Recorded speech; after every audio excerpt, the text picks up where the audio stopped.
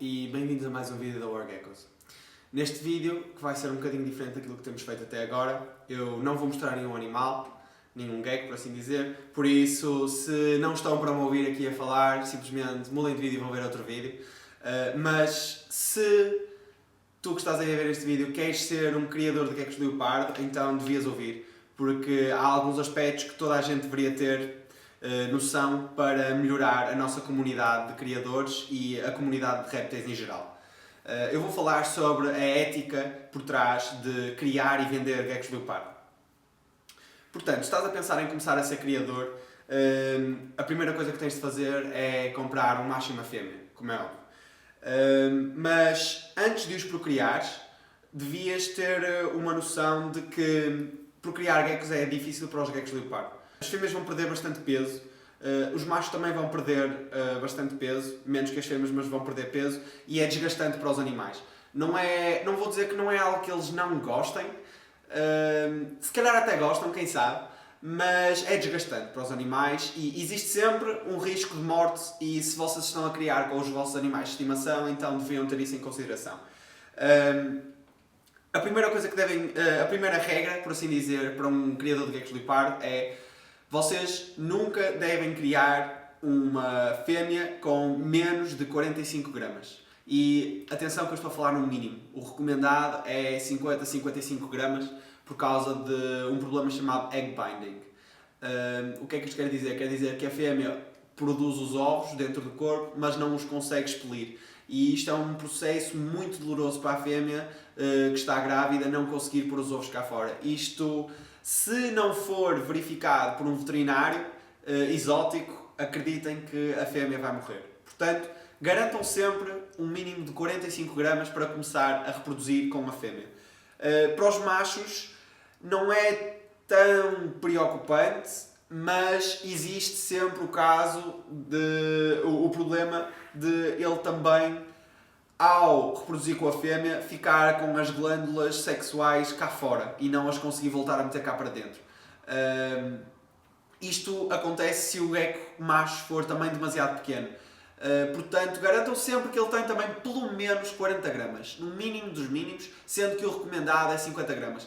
Não há problema em meterem um macho mais pequeno com uma fêmea maior, mas garantam sempre que a fêmea está entre os 50 e os 55 gramas no mínimo e o macho entre os 45 gramas e os 50 também no mínimo.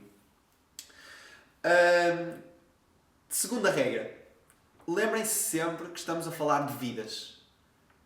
Isto não é um projeto como vou construir um barco dentro de uma garrafa e depois, se eu quiser deixar durante um ano parado, tudo bem, ou vou construir um puzzle e vou fazê-lo com o meu tempo, se tiver uma semana mais complicada não é sequer lhe vou mexer. Não, nós estamos a falar de vidas e seres vivos.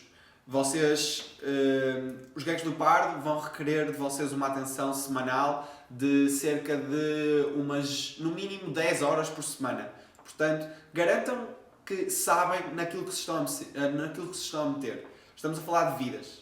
Nunca se esqueçam disto. É a segunda regra que eu diria que é bastante importante. O que mais é que temos aqui para falar? Terceira regra para um criador.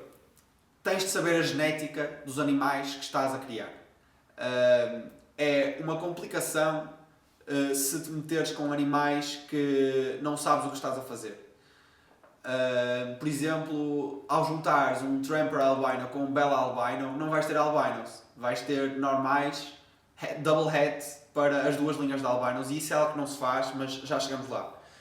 Portanto, aquilo que é importante é, se tu quiseres criar geckos de leopardo, não vais comprar os geckos de leopardo a uma loja de animais, onde eles não fazem a mínima ideia do que é que têm para ali. Não, se quiseres criar animais ou geckos de leopardo, o que tu deverias mesmo fazer era comprar a um criador e perguntar-lhe sempre a data de nascimento e quem são os pais do teu gecko leopardo. Porque ao saberes os pais, vais conseguir ter mais ou menos uma noção do que é que o teu animal é. O teu criador pode dizer que o teu animal é esta morph, mas se calhar esqueceu-se que é het para isto. E ao saberes os pais, vais ter sempre uma garantia de que o teu gecko leopardo está dentro de uma gama de possibilidades e não mais que isso. Porque tu não podes simplesmente publicar uma fotografia do teu gecko num grupo e perguntar o que é. Porque o gecko tem genética que está a ser demonstrada, mas também pode ter os heads que não estão a ser demonstrados. E isso só pode ser garantido pelo teu vendedor. Portanto, se vais começar a criar geckos leopardo, convém que saibas a genética do teu animal e a genética dos pais do teu animal. A data de nascimento também é importante, mas não é tão importante porque desde que garantas que o teu gecko está dentro dos gramas que eu falei há bocado, não, a data de nascimento ou a idade do teu gecko não importa tanto. Agora vamos passar já para a fase de criação. Dentro da criação, quando já tiveres os teus animais, deves ter sempre uma preocupação com aqueles que vais reproduzir. Portanto, podes reproduzir pais com filhos, com avós, com bisavós e etc. Não tens problema nenhum. Óbvio que não vais ter bebés de reproduzir machos com machos e não vais ter bebés de reproduzir fêmeas com fêmeas. Portanto, garanto que tens um macho e uma fêmea juntos. Agora, não tem problema se reproduzires um pai com um filho, ou um avô com um filho, ou com um pai, ou o que quer que seja. Tenha cuidado, por causa de, a partir da quarta, quinta geração de inbreeding, vais começar a ter problemas nos teus animais. Vais verificar que não é uma linha tão pura, os teus geckos vão começar a ter problemas em comerem, em engordar, em crescer, vão ser mais frágeis. Portanto, deves sempre renovar a linha até a um ponto de 4, 5 gerações. Essa é a regra número 3 ou 4, não sei. Eu vou parar de desnumerar porque já me perdi aqui. Mas vou continuar a falar-vos das regras então. Algo que devem ter em conta também é cruzar enigmas. Enigmas é uma morph bastante comum neste momento em Portugal, mas no resto do mundo já estamos a tentar acabar com a morph enigma, ou pelo menos com geckos que tenham bastantes problemas devido ao síndrome de enigma. O enigma o que é que faz? Faz com que os vossos geckos andem de um lado para o outro às voltas, faz com que eles não consigam engordar muito, são geckos muito frágeis e podem até morrer.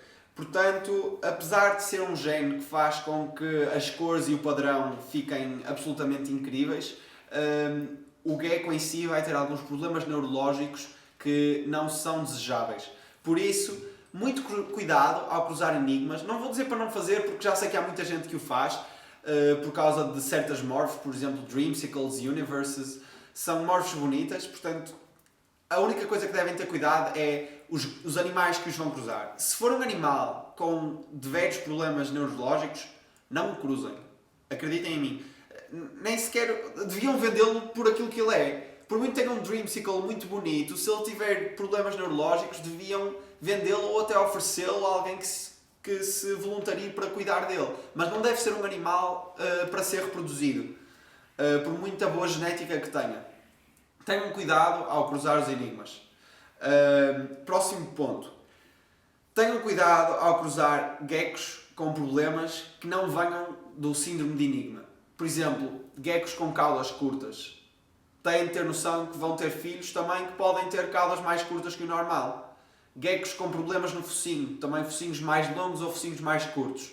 Tenham cuidado e digam às pessoas a quem vendem os filhos que foi procriado de um pai ou de um progenitor que tinha uma cauda mais curta, ou um focinho mais longo, ou um focinho mais curto. Geckos com problemas de equilíbrio, geckos com fragilidades, geckos que comem pouco. Tudo isto são aspectos que vocês devem nomear ou devem dizer ao vosso comprador, que é para serem sinceros. Não deveriam vender nunca um gecko com algum problema que vocês conheçam e não o explicar ao vosso comprador. E tenham cuidado ao reproduzir estes animais também. Se calhar, se um gecko tiver mesmo estes problemas de fragilidade ou de equilíbrio, não deve ser um animal para ser reproduzido. E devem avisar os compradores para não o reproduzirem se tiver mesmo um problema grave. Mais pontos. Vamos então agora passar para dois tópicos que são bastante conhecidos no mundo dos geckos leopardo, que é o cruzamento das linhas de albino. Portanto, há 3 linhas de albino, para quem não sabe, que é o Tramper, que foi descoberto pelo Ron Tramper, tens o Rainwater, que foi descoberto por um homem chamado Rainwater, acreditem, e tens o Bell Albino, que também foi descoberto por um homem chamado Bell. Estas 3 linhas de albinismo não são compatíveis umas com as outras. Portanto, não devem cruzar Trampers com Bells, ou Bells com Rainwaters, ou Rainwaters com Trampers. Isto chama-se Muddy the Water, em inglês. Quer dizer fazer a água ficar turva, por assim dizer em português mal dizido.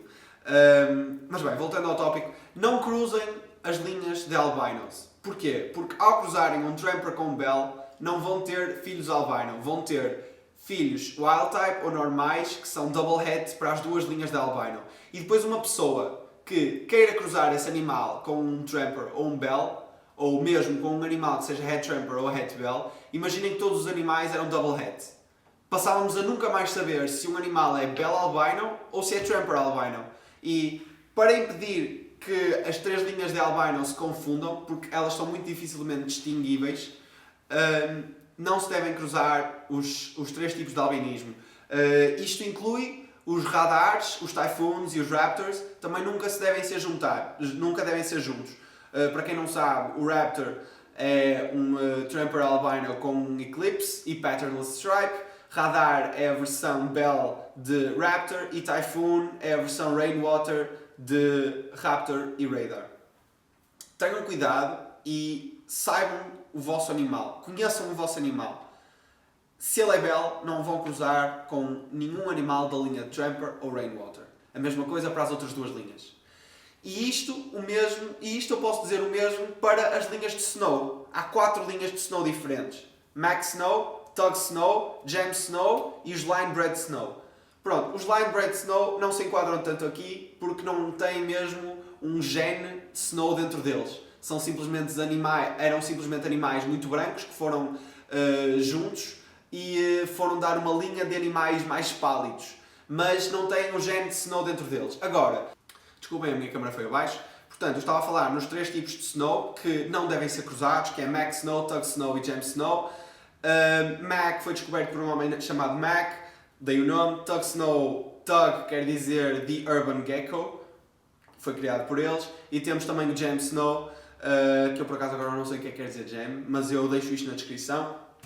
E não se devem juntar os 3 tipos de Snow. Porquê? Porque ao juntares um Tug Snow com um Max Snow, podes criar Super Snows, mas são Super Max Snows. Portanto, não ganhas nada em misturar um Tug Snow com um Max Snow, porque vai dar ao mesmo que misturares um Max Snow com um Max Snow. E tu tens de vender os animais por aquilo que são. Tens de avisar ao comprador que se juntaste um Tug Snow com um Max Snow, tens um Super Snow, mas que também tem um gene de Tug Snow lá dentro. E, mais uma vez, vamos estar a misturar duas linhas que são extremamente parecidas e se toda a gente fizer isto, um dia não vamos saber distingui-los uns dos outros. E, portanto, é mesmo importante que não os misturem. São 2 dos princípios base ou da ética de geckos leopardo que não devem ser quebrados. Um ponto importante também de falar é a nomeação de novas morphs. Portanto, neste momento, como vocês devem saber, ainda há algumas morphs que, apesar de já se saber como chegar lá, não existem. Por exemplo, neste momento, existe a possibilidade de criar, sei lá, um White and Yellow Diablo Blanco, que ainda não foi criado. E esta morph ainda não existe. É uma morph complicada de chegar lá, de certeza absoluta. Eu próprio, no outro dia, estive a fazer mais ou menos as contas e, pelas minhas contas, eram 3 em 256 ovos e iam nascer White and Yellow Diablo Blanco. Tem os genes todos de Tramper, Blizzard, Eclipse e White and Yellow. Isto são 4 genes num único animal e se calhar, se tiverem uma cria dessas, ainda não existe. Mas, ao terem a cria, provavelmente vão pensar: ei, vou dar o meu nome a esta morph porque ainda não existe. Mas não é bem assim. Todos os genes que levaram à criação desta morph já existiam. Portanto, a única coisa que vocês vão ter vai ser um White and Yellow Tramper Blizzard Eclipse. E, para simplificar, deveriam deixar o nome da forma que é. Já existe uma complicação enorme à volta dos Cyclones, que são os Rainwater Murphy Patternless, se não estou enganado. Acho que me falta aqui um gene, mas eu corrijo-me depois ao editar este vídeo. Foi uma morph criada pelo Matt Bellamy. Foi uma morph criada pelo Matt Baranek, do Sassoback Reptiles, e ele insistiu em não chamá-la nada. É um Rainwater Murphy Patternless. É um Rainwater Patternless. E as pessoas estão a começar a chamar de Cyclone, só que isto só vai confundir. Então, os geckos, se mesmo que criem uma nova morph, tenham cuidado com o nome, falem com criadores mais velhos, com pessoas com experiência e perguntem opiniões. Porque isto não é algo que diz só a vocês, é algo que diz à comunidade inteira de geckos leopardo. Um outro ponto que eu gostaria de falar é também sobre o preço dos animais. Vocês não podem simplesmente chegar aqui com uma morph que já existe e pôr um preço demasiado alto ou um preço demasiado baixo. Se puserem um preço demasiado alto, é mau para vocês, porque não vão conseguir vender o vosso animal, porque de certeza que existe mais oferta por um preço mais baixo. Mas também não podem vender um gecko leopardo, por exemplo, um Super Raptor, a 10 euros. Ou não podem começar a vender vários Super Raptors a 10 ou 20 euros, porque vai completamente quebrar com o mercado destes animais. Têm de ter noção que é uma comunidade que afeta a várias pessoas e não só a vocês. Se vocês começarem a vender por um preço demasiado baixo, toda a gente vai ter de baixar os preços.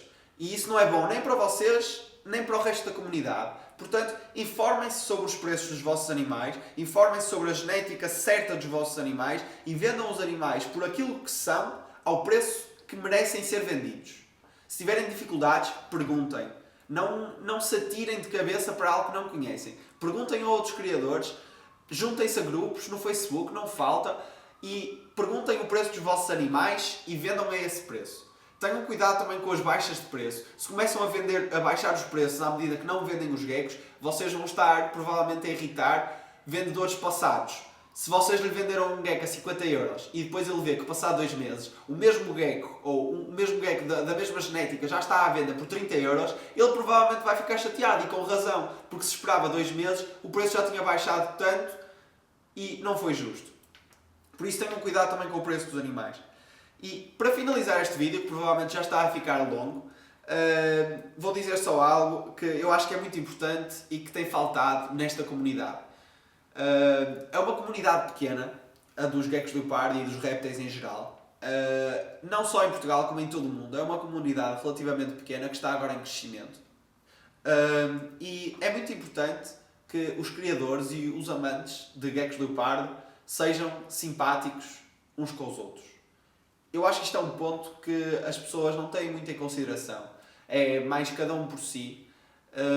Mas se nós queremos que o mercado cresça, vai depender de nós e da maneira como estamos juntos. E temos de começar a ser mais simpáticos uns com os outros. Portanto, este foi o meu vídeo sobre a ética por trás da criação de geckos leopardo. Espero que tenham gostado. Desculpem lá se foi bastante tempo, mas há aspectos que eu acho que deveriam ser falados. E a seguir vamos voltar a falar sobre animais e sobre como tratar os vossos animais. Mas este era um tópico que eu acho mesmo que merecia ser divulgado na internet e em português, para aqueles que se calhar não percebem tanto inglês. Mesmo em inglês é raro encontrar destes vídeos, por isso cá vai um dos meus vídeos sobre as minhas recomendações para os iniciantes da criação de geckos leopardo. Espero que tenham gostado mais uma vez. Obrigado por assistirem.